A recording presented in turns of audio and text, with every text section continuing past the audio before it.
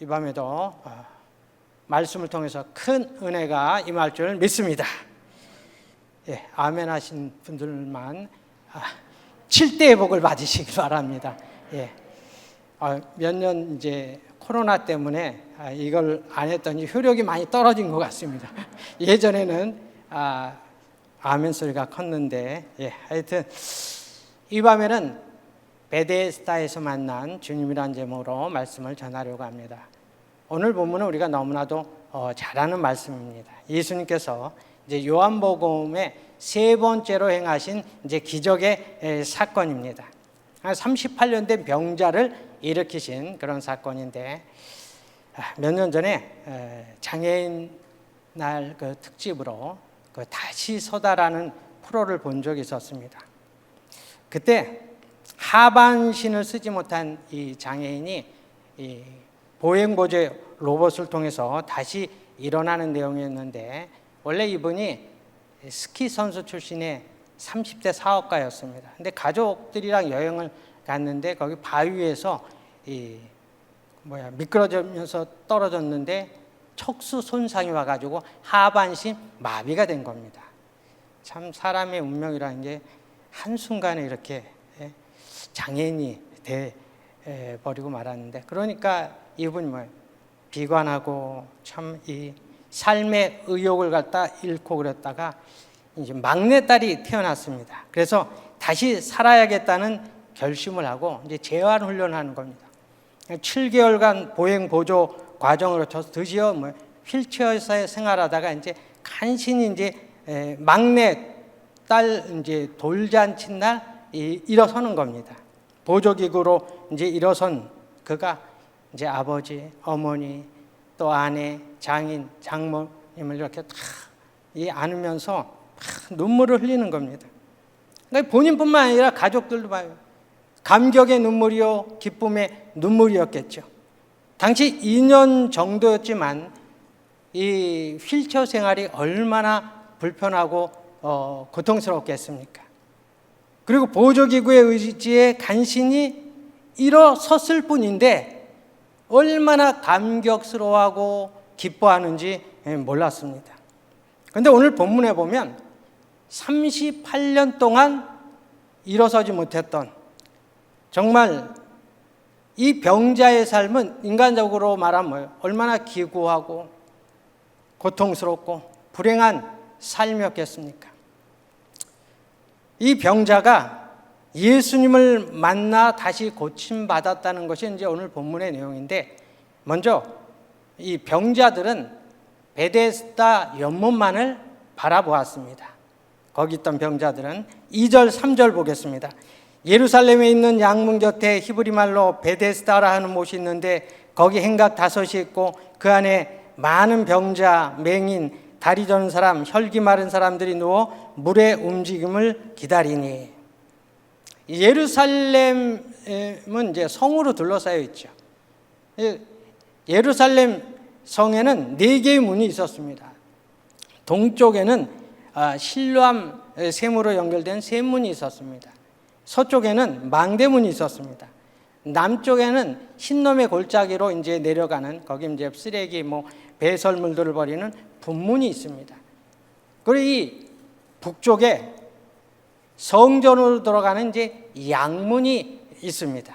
그러니까 예루살렘 성에는 이제 4개의 성문이 있는데, 이 양문이 뭐냐면 이 제물인 소나 양이나 염소들이 들어가는 문입니다. 그리고 그 양문 곁에 오늘 본문에 나오는 베데스다 연못이 있었습니다. 베데스다, 이 베데스다라는 말은 오늘 히브리어라고 나오지 않았습니까? 그러니까 베트, 집이라는 말과 헤세드, 자비, 은혜라는 말의 합쳐진 말입니다. 그러니까 이 베데스다라는 말은 뭐예요? 은혜의 집이라는 말입니다. 은혜의 집, 그렇죠? 그 베데스다 연못가에는 더위를 피하기 위한 행각이 있었습니다. 5개의 행각이 있었는데 그 베데스다 행각에 각색 병자들이 이제 거기에 있었던 겁니다. 3절에 나오듯이 맹인도 있고 다리 저는 사람, 혈기 마른 사람들이 누워서 베데스다 연못을 바라보았습니다. 지금 병자들이 이제 가득했었죠. 우리 마음이 늘 향하고 가장 신경이 쓰이는 우리 몸에서 가장 신경이 쓰이는 부분이 어딜 것 같습니까? 마음이 늘 향하고 눈이겠습니까? 아니면 심장입니까? 간입니까? 아닙니다. 정답은 아픈 곳입니다. 아픈 곳. 아픈 곳. 실감이 가시죠? 부모들이 가장 마음이 가는 자식이 누구일 것 같습니까? 병들고 아픈 자식입니다. 그렇죠? 늘 뭐예요? 부모의 마음에 자리 잡고 있는 거는 뭐예요? 병들고 아픈 자식. 우리 주님도 건강한 하나님의 자녀보다 병들고 아픈 하나님의 자녀들에게 뭐예요? 더 마음이 가시는 겁니다. 이 세상에 병들고 아픈 것처럼 서글프고 불행한 것이 없기 때문에 그렇습니다. 우리가 중병에 걸려서 자리에 눕게 되면 세상의 물질, 인기, 명예, 성공, 심지어 뭐예요? 가족들도 눈에 들어오지 않습니다. 자식도 눈에 들어오지 않습니다. 내 몸 아픈 것밖에는 생각이 없습니다. 정말로 중병에 걸리면, 그렇죠? 아픈 것밖에 생각이 없어요. 내가 아파봐야 다른 사람의 심정이 뭐예요? 공감이 가지 않습니까? 밥 잘 먹는 사람이 미움도 제대로 소화시키지 못한 사람의 그 아픈 마음 알 수 있습니까? 잘 걷는 사람이 신경통 환자의 그 아픔을 알 수가 있겠습니까? 더욱이 병으로 누워있는 사람의 그 심정은 이루 말할 수가 없는 겁니다. 우리가 정말 너무 아프면 죽음밖에는 생각이 안 납니다. 그렇죠? 이 밤에도 정말 주님 내 생명 데려가 주시옵소서. 그래서 이 땅에 오신 예수님께서 가장 마음에 두고 관심을 갖고 가셨던 곳이 어디입니까? 병자들이 있는 곳, 아픈 사람들이 있는 곳, 그렇죠? 그들에게 찾아가 있어서 치료해주고 위로해 주셨던 그 주님의 그 마음을 우리가 알아야 됩니다. 오늘 베데스다에는 수많은 병자들이 모여들었습니다. 당시만 그런 것이 아닙니다. 과거부터 베데스다 연못에는 수많은 병자들이 모여들었습니다. 왜냐하면 베데스다에는 천사가 어쩌다 내려와서 물을 이렇게 휘젓게 되면 물이 움직일 때 제일 먼저 들어가는 사람은 누구든지 뭐예요? 고침을 받는다는 소문이 있기 때문에 그렇습니다. 그래서 그 소문을 듣고 많은 병자들이 모여들었습니다. 3절에 누워서 기다리고 있다는 것을 그 말을 볼 때 지금 병자들의 상태는 매우 위중한 상태라는 것을 알 수가 있습니다. 아마 의학적으로는 고칠 수 없는 그런 환자들이 가득 찼을 것입니다. 모두 절박한 심정이 되어서 베데스다 연못만 바라보고 있는 겁니다. 그런데 정말 베데스다 연못에 들어가면 병이 나을까요? 그렇지 않습니다. 아마도 지푸라기라도 잡고 싶은 그 심정으로 이런 전설 같은 이야기가 마지막 희망이 된 것입니다. 그렇죠? 혹시라도 나올 수 있으리라 이렇게 생각하고 그렇게 기다린 겁니다. 그래서 오늘 예수님께서 베데스다를 찾아오셨지만 누구도 뭐예요? 예수님에게 관심을 바라보는 사람이 없었습니다. 베데스다에 모인 사람들에게 참된 희망과 구원이 어디에 있습니까? 베데스다를 찾아오신 뭐예요? 예수님에게 있는 겁니다. 오늘도 마찬가지입니다.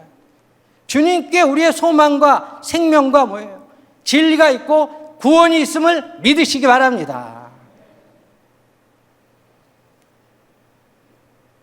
그런데 그들 중에 이 사실을 아는 사람이 없었던 겁니다. 언제든지 우리가 기억해야 될 것은 문제 자체가 그 사람을 절망으로 몰아넣는 것이 아닙니다. 사람을 견디기 힘들게 만드는 것은 문제의 답이 보이지 않기 때문에 그런 겁니다. 우리 믿는 사람들에게는 어떤 문제도 뭐예요?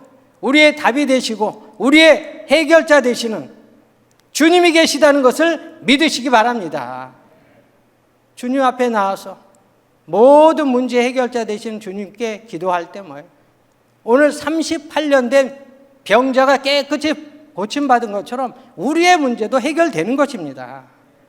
이제 수많은 병자들 가운데 주님이 멈춘 곳이 어디입니까? 38년 된 이 병자 앞에서 멈춰 서셨습니다. 5절을 보겠습니다. 거기 38태 된 병자가 있더라. 38회. 5년도 아니고 10년도 아닙니다. 38년을 병으로 앓았습니다. 참 그가 38년 동안 견뎌냈다는 것이 대단합니다. 그렇죠?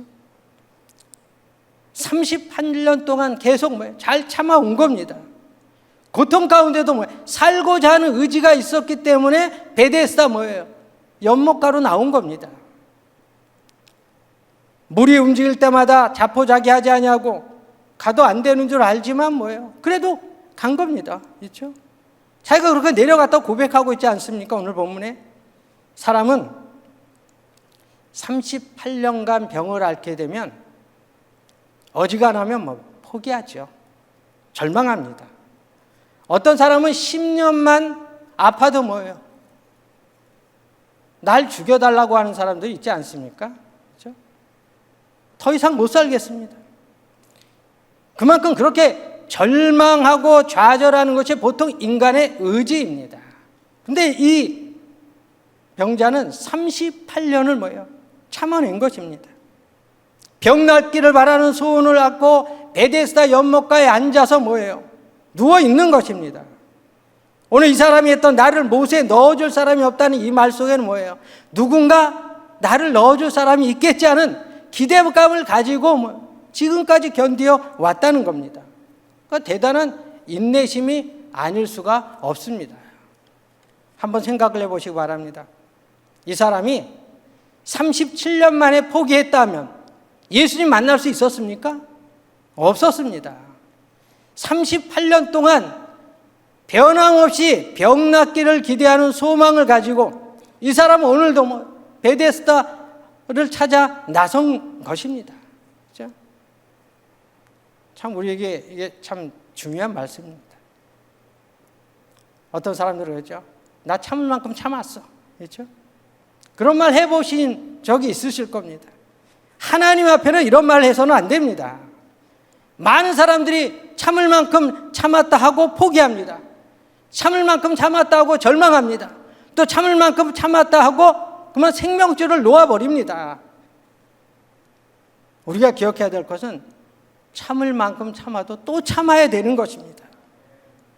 이것이 성경이 말씀하고 있는 기다림의 의미입니다. 그러니까 주님이 베데스다에 오실 때까지 우린 기다려야 되는 것입니다. 주님이 언젠가는 베데스다에 오십니다. 우리에게 주어진 그때, 하나님의 그때가 베데스다에 오신 그 주님입니다. 그러니까 믿음의 본질이 무엇이냐? 기다림이라는 겁니다. 기다림. 누구를 바라보면서 기다립니까? 내 문제를 해결해 주실, 내 생명의 주님이 되신 그 예수님을 바라보면서 기다리는 것이 믿음의 본질이고 의인의 삶이라는 겁니다. 오직 의인은 그 믿음으로 말미암아 살리라. 그 믿음이 어떤 믿음입니까? 예수님을 바라보면서 참고 인내하고 기다리는 믿음. 그것이 의인의 삶인 것입니다. 우리가 참 고통스러운 가운데, 절망적 상황 가운데서도 참 이 소망을 가지고 살아가는 성도들이 있지 않습니까? 어떻게 저 사람은 저런 형편에서도 참 이 믿음으로 살아갈 수 있을까? 그 사람의 믿음은 뭐예요? 주님이 나의 모든 문제를 알고 나의 해결할 때가 있을 것이라는 어떤 기다림을 안고 살아가기 때문에 그런 것입니다. 주님이 내 삶을 이끄시고 책임져 주시는 다른 믿음 없이는 우리가 정말 하루도 견딜 수가 없는 겁니다. 오늘날의 세상이 얼마나 각박하고 힘든 세상입니까? 이 험한 세상 우리가 어떻게 살아갈 수가 있습니까? 믿음의 젖도 온전케 하신 그 주님을 바라보면서 살아가는 것이 뭐예요? 참된 성도의 삶인 줄 믿습니다.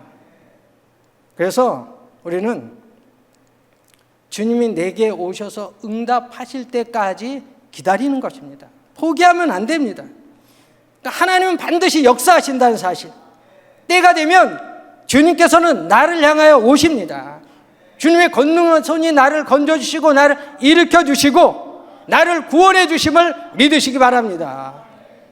그러니까 베데스다에 오실 그 주님을 우리가 기다리며 사는 겁니다. 그렇죠? 우리에게 위로가 되는 말씀은 오늘 예수님께서는 베데스다 연못가에서 38년 동안이나 신음하고 고통받던 그 병든 자를 만나기 위해 예루살렘에 오셨다는 것입니다.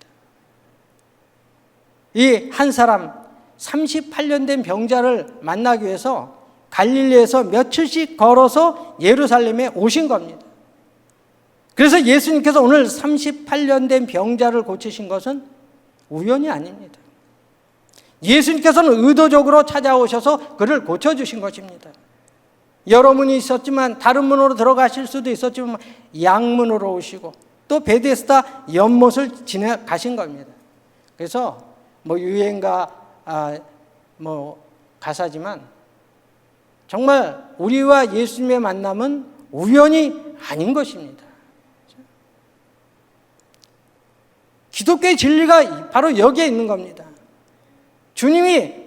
우리가 주님을 찾은 것 같이 보이지만 주님이 먼저 나를 찾아오셨다는 것, 여기에서부터 은혜가 시작되는 것입니다. 은혜라는 것은 값없이 주는 선물입니다. 오늘 38년 된 병자를 보시기 바랍니다. 이 38년 된 병자가 이 고친 이 기적의 사건에서 이 병자가 한 것이 무엇입니까? 아무것도 없습니다. 주님께서 찾아오셔서 기쁘신 뜻대로 고쳐주신 겁니다. 무조건적 사랑이고 한이 없는 은혜인 것입니다. 그래서 베데스다를 통해 찾아오신 그 예수님을 통해서 진정한 은혜가 무엇이냐, 그것을 우리에게 가르쳐주고 계신 것입니다. 우리가 한번 생각해 보시기 바랍니다. 만약 내가 38년 동안 병으로 누워 있는다고 생각해 보시기 바랍니다. 내 곁에 남아있을 사람이 있습니까? 사랑하는 나의 친구들이 내 곁에 남아있을 것 같습니까? 형제들이 남아있을 것 같습니까? 가족들이 남아있을 것 같습니까? 우리 중에 과연 자신 있게 대답할 사람이 누가 있습니까? 지금 70억이 넘는 사람들이 지구상에 살고 있지만 나를 구원해 줄 사람은 아무도 없다는 것을 기억을 해야 됩니다. 긴 병에 효자 없다는 말이 있습니다. 다 떠나갑니다. 과연 누가 우리를 건져주겠느냐? 누가 우리의 곁에 남아있을 것이냐? 성경은 주님만은 우리를 떠나지 아니하고 우리 곁에서 우리와 함께하여 주심을 믿으시기 바랍니다. 로마서 8장 38절 39절에서 사도 바울이 주님의 우리에 대한 사랑을 이렇게 이야기하고 있습니다. 내가 확신하노니 사망이나 생명이나 천사들이나 권세자들이나 현재일이나 장래일이나 능력이나 높음이나 깊음이나 다른 어떤 피조물이라도 우리를 우리 주 그리스도 예수 안에 있는 하나님의 사랑에서 끊을 수 없으리라. 하나님의 사랑에서 그 무엇도 끊을 수 없다는 것입니다. 주님의 우리에 대한 사랑은 성경이 보증하고 있는 것입니다. 이제 38년 된 병자를 찾아오신 예수님께서는 내가 낫고자 하느냐 물으십니다. 병자가 낫고는 싶지만 내가 가는 동안에 다른 사람이 먼저 내려가나이다. 그 말을 듣고 38년 된 병자를 향하여 예수님께서 말씀하십니다. 8절을 보겠습니다. 8절에 예수께서 이르시되 일어나 내 자리를 들고 걸어가라 하시니, 일어나 내 자리를 들고 걸어가라. 원문을 보면 일어나라, 내 자리를 들라, 걸어가라, 다 명령형입니다. 38년 된 병자에게 있어서 인간적인 관점에서 보면 뭐예요? 할 수 없는 일을 지금 명령하고 계신 겁니다. 불가능한 것을 시도하도록 지금 말씀하고 계신 겁니다. 그런데 38년 된 병자가 어떤 반응을 보였습니까? 믿음으로 순종했습니다. 우리가 기억해야 될 것은 일어나 걸어가라는 말씀은 예수님이 하신 말씀이시지만 일어나서 걸어가는 행동은 뭐예요? 누구에게 달려 있습니까? 이 병자에게 달려 있는 겁니다. 그렇죠? 38년 된 병자 자신이 일어나서 걸어가야 되는 것입니다. 38년 동안 누워 있었던 사람이라면 아마도 어떻게 보면 평생 제대로 걸어보지 못한 사람이었을 것입니다. 이런 상황에서 일어나라. 그런데 선뜻 일어날 수 있는 사람이 과연 몇이나 되겠습니까? 나 일어나 본 적이 없는데 예수님께서 일어나 서라. 그 말씀대로 일어나서 가는 이 병자의 모습, 대단한 믿음입니다. 그가 순종할 때 일어나 걸어갔습니다. 여기서 우리가 내 자리를 들고라는 말에 또 중요한 의미가 있습니다. 이 자리가 어떤 자리입니까? 38년 동안 움직일 수 없는 자리였습니다. 나는 할 수 없다고 절망했던 자리, 도움을 주지 않는다고 불평했던 자리입니다. 나보다 먼저 들어갔다고 그 불평하고 원망했던 자리, 내가 할 수 있는 건 아무것도 없다고 포기했던 그 자리였습니다. 그런데 예수님은 그 자리를 들고 걸어가라고 지금 말씀하십니다. 죄의 자리, 절망의 자리, 실패의 자리, 원망의 자리, 그런 자리를 털어버리고 일어나라는 겁니다. 우리도 우리의 삶에 새로운 변화를 원한다면 지금 믿음으로 일어서지 못하고 누워 있었던 자리에서 박차고 일어나야 되는 것입니다.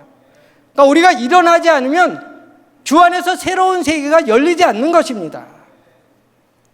오늘 또 주목해 볼 것은 38년 동안 병을 앓았던 그 시간과 9절에 그 사람이 곧 나아서 자리를 들고 걸어가니라.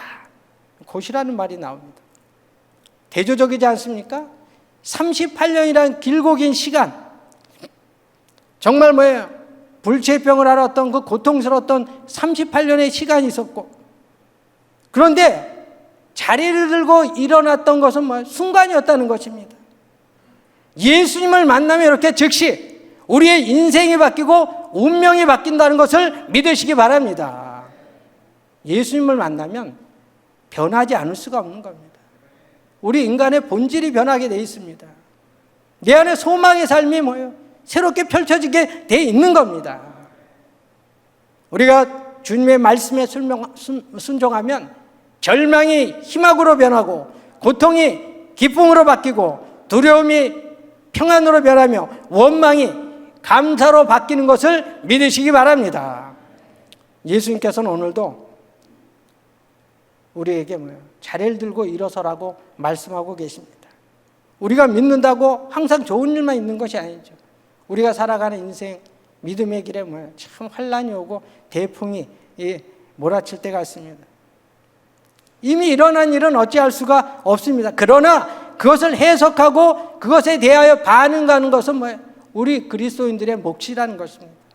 믿음의 눈으로 바라보는 사람들은 절대 좌절하거나 절망하지 않습니다. 왜 그렇습니까? 우리 안에 주님이 계심을 믿기 때문에 그런 것입니다. 내 안에 계신 주님, 나를 사랑하시고 나를 일으켜 주시는 그 주님을 믿기 때문에 우리의 어려움 가운데서도 일어설 수가 있는 것입니다. 우리는 어떤 경우에도 우리에게 능력을 주시는 예수님을 믿고 절망의 자리에서 일어서야 될 것입니다. 일어날 수가 있습니다. 에스겔 골짜기의 마른 뼈들이 일어난 것처럼 주님에 대한 분명한 믿음이 있다면 살아난다는 사실입니다. 일어나고 또 그것이 복음의 능력이고 예수님을 믿는 그런 성도들의 능력임을 믿으시기 바랍니다. 이제 말씀을 맺겠습니다. 우리가 2000년도 들어서 가장 끔찍한 사건이라면 2001년도에 있었던 9.11 테러 사건입니다. 참 끔찍하죠. 미국 뉴욕에 가면 9.11 그 추모 박물관이 있다고 합니다. 저는 가보지 못했지만 그 박물관에, 추모 박물관에 9.11 테러로 2,977명이 죽었는데 그 희생자들은 추모하는 박물관입니다. 거기에 보면 이런 사진이 있습니다. 107층 고층 그 쌍둥이 빌딩에서 뛰어내리는 사람들의 모습이 이제 슬라이드로 이렇게 전시해 놓았는데, 슬라이드 107층 높이에서 뛰어내린다는 것은 뭐예요? 보통의 절망적 상황이 아니면 인간이 뭐예요? 뛰어내릴 수 없는 한계의 뭐예요? 높이죠. 그렇죠? 근데 그 사진 옆에 이런 글귀가 적혀 있습니다. 뭐냐면 돕고 싶었다. 하지만 구조할 수 없다는 사실에 절망했다. 한 소방관의 말이었습니다. 제가 왜 이런 말씀 드리냐면 우리 인간이 그리 대단하지 못하다는 것입니다. 오늘 38년 된 병자의 모습이 우리에게 분명하게 가르쳐주고 있는 것입니다. 오늘날 이 세상이 뭐예요? 베데스다 연못이라고 할 수 있습니다. 베데스다입니다.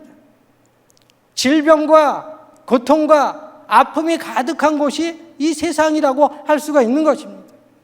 오늘 이런 베데스다 같은 이 세상에서 우리가 일어서기 위해서는 누구든지 뭐예요? 생명의 주님을 만나야 된다는 것입니다. 우리가 인격적으로 만나야 된다는 것입니다. 나의 주님이 되시고 나의 삶을 주관하시고 나의 가는 곳곳마다 뭐예요? 주님이 나와 함께 하신다는 이 믿음이 있어야 우리가 이 험한 세상을 이겨나갈 수가 있다는 것입니다. 오늘 우리는 생명의 주님, 능력의 주님을 만나야 됩니다. 오늘 주의 말씀을 믿고 믿음으로 순종해야 됩니다. 그러면 어떤 절망적 상황 가운데서도 38년 된 병자처럼 일어나 걸을 수가 있는 것입니다. 우리 가운데 이 자리에도 뭐예요? 병드신 분이 있었을 것입니다. 또 가정의 문제, 사업의 문제가 있다면 이 시간 우리를 일으키시고 구원하신 주님을 믿고 일어서시기를 바랍니다. 주저앉아 계신 사람들이 있다면 주님의 능력의 손을 붙들고 일어서시기를 바랍니다.